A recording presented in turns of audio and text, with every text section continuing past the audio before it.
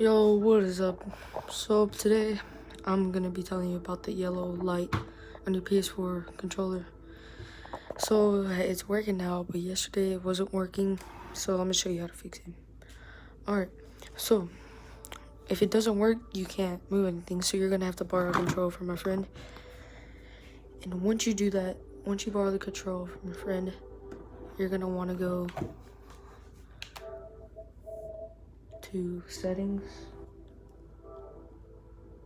go down to devices, Bluetooth devices. Alright, then what you're gonna do is you're gonna hold these two until it starts flashing. Alright, so once it starts flashing, use the other control.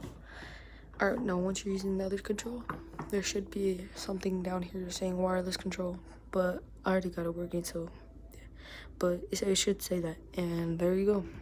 Now it's working for me. That's what worked for me. If it doesn't work, try any other methods. I'll put a couple of links in the description below. Anyways, peace.